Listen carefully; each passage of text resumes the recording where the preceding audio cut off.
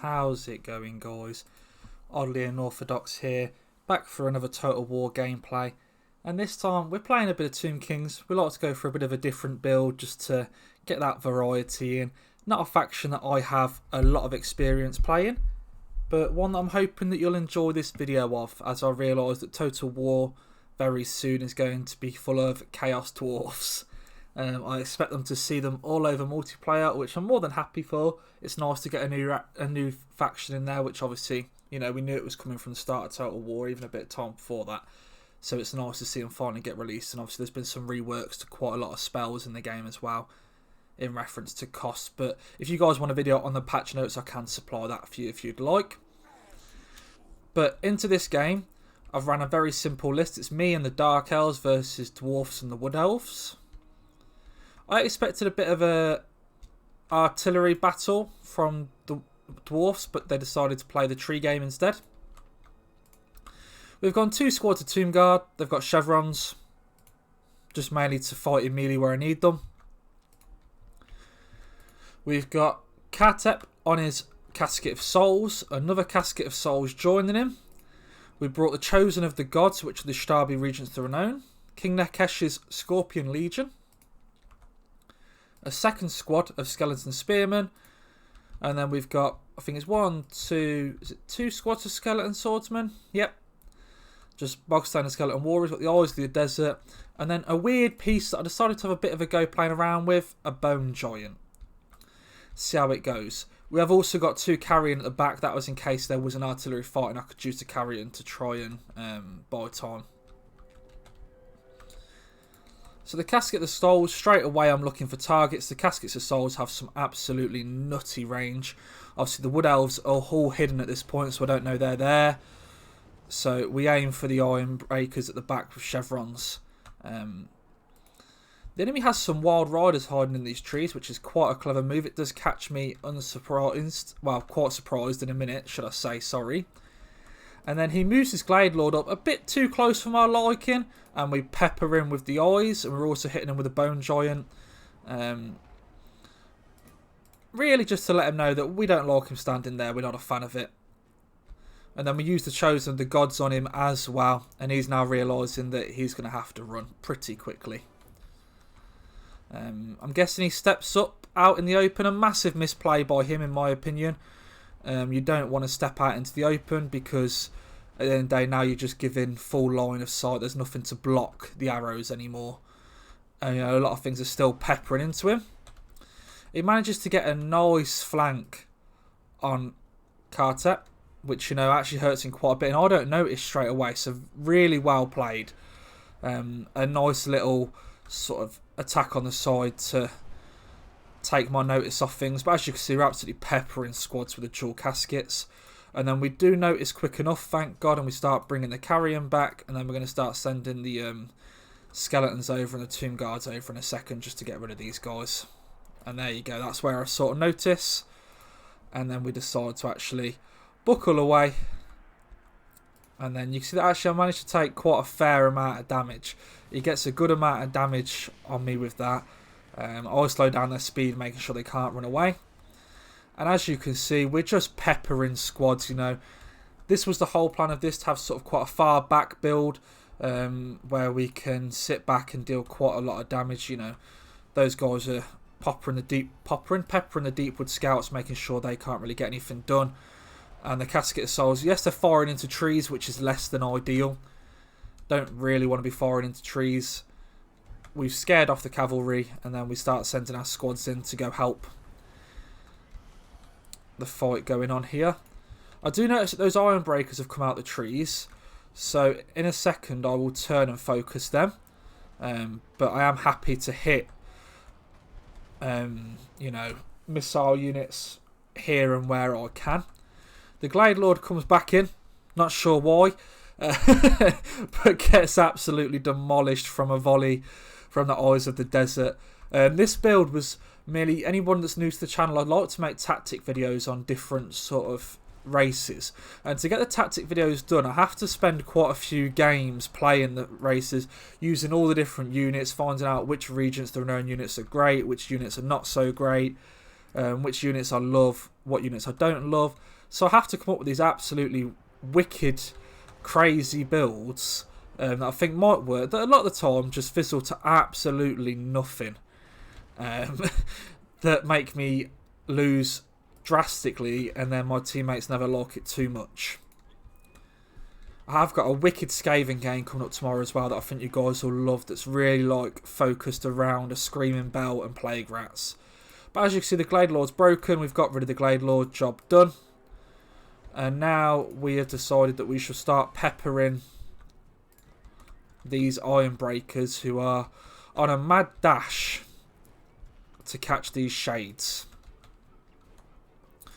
We've sent our skeleton squads down just to try and assist the Dark Elves in dealing with all that. We're even moving the Tomb Guard and the Scorpion Legion down now, so I don't think there's much left to flank me. So we bring everything back over. That's the Glade Lord gone. She's fully out, nothing to deal with there, and now I need to go deal with the next scary problem, which is all these Iron Breakers. So as you can see, we are peppering them. Don't really want to fight them, so would rather shoot them. Going wide sometimes, but other times hitting dead on where I need to, so I'm not going to complain. And then you can see they're trying to fall back into like a missile ranged focus build here to shoot any skeletons that come out the trees. They've got quite a few ranged squads left and a few heroes as well, a Branch Wraith and a Waystalker there. So I'm going to send the Carrion over in a second to try and shut down those ranged squads. These guys, the Bone Giant and the Chosen, are just going to try and kill the hero goon squad here. But we're going to be more than happy to take apart the Iron Breakers while they're nice and grouped. But you can see he's taking a fair amount of damage. You actually commit the Tomb Guard and the Scorpion Legion to this fight. They take sad barrage from the Iron Drakes, can't be helped, and you can see the War Hydra down there getting worked quite hard. So we walk up, deciding we'll take this fight. We've still got a lot of Casket of Souls ammunition. Well, not a lot, but a couple of shots left in each. You know, 6 in that one, 7 in that one. So that's enough to pepper these Iron Breakers quite heavily. And then he drops a flash bomb there from Gumbrindle, using obviously all of his buffs as he can. But I'm going to send Kartep down there in a minute to start using some spells, get some debuffs going, and make this fight even more in my favour. You can see the Carrion's gone down. Just going to use them to try and stop as much ranged firepower hitting my Tomb Guard that are running down at the minute. The Tomb Guard are about to wipe up these if I just make sure they don't get focused fire too much. And then as you can see, the Iron Breaker's not having the greatest time because they're being peppered by shades and all sorts. You can see that Gumbrindle and his 2 friends are fighting quite well, but it's not going to be a great fight for them. Bit of friendly fire from me, but it's fine. And you can see the Caskets of Souls are slowly running out of ammunition, but we'll see what sort of values we can inflict on those Iron Breakers. And we've only got one shot left out of those guys, and I'm pretty sure the Bone Giants are about done as well. So we're going to go use the Bone Giant to clobber these Iron Breakers. And then, as you can see, we are slowly winning this fight off. You know, we're beating them there. The Tomb Guard have made it out. The Skeleton Spearmen are down here as well. The Carrion are buying me time. More than happy with how the game's going at the minute. You know, we send the Chosen the Gods in to break off this squad. They're quite injured. And the Casket's just trying to do what damage it can to those. And then off goes the Giant as well. Just as a big clobbering unit. Hopefully he can do more than we've done with shooting. He's actually gained no value even though he's used all of his ammunition. Quite a sad state of affairs. But as you can see, the Shades do manage to pick that off. And then he's desperately trying to win this fight. But I decide to send my Ushtabi down there. Realising that I think that's the best case scenario, as we use the Ushtabi to just clear up the rest of this fight. And then we buff everything about them. We give them the Curse Blades upgrade, obviously giving base weapon damage, armor piercing, bonus versus large, not really helpful here, but... And then we debuff the Ghosts and Gombrindle, making it so those Ashtabi are really going to be putting the work in there, cleaning up more than anything. But you can see by this point that they're pretty much over and done with. My Skeleton Spearmen have been shot to pieces there, but we've won this fight pretty hardly. You know, it's still quite a very healthy squad of Tomb Guard. And obviously we've got these 2 hulking monstrosities just cleaning up the rest of them. Meanwhile, we're breaking off. 1 ghost has already been slain. That one's just gone as well, and now it's just down to Gombrindle. And you can see he's taking a fair amount of damage. So we can speed up a little bit to not keep you guys here for centuries. And you see the Tomb Guard, I'm just using them to chop through little squads. Those Spearmen are taking the firepower, but as you can see, they're broken off due to army losses.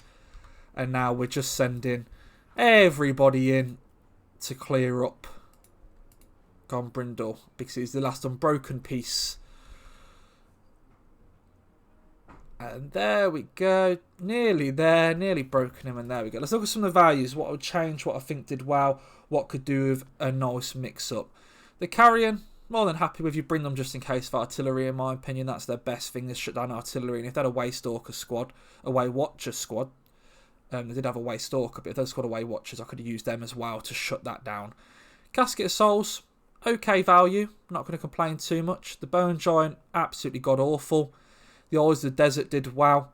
The Chosen of the Gods did very well. This was quite a ranged focus build in a force that really hid a lot in the trees, and the terrain wasn't the best to my advantage. So, yeah, more than happy with the values from these guys. You know, good kills in that Tomb Guard there. Good amount of value. Only 6 kills, but he managed to chop through, you know, 1,200 value of gold. And then, yeah, there's going to be more Tomb Kings videos coming. With a few more different builds in mind. I just wanted to say thank you to you guys. My last few videos have been doing really well. For the last week I've been getting some amazing views, and it's lovely seeing that the effort that I put into these videos is, you know, you guys are enjoying it and watching it. So I just wanted to say thank you guys, and I'll catch you on the next one.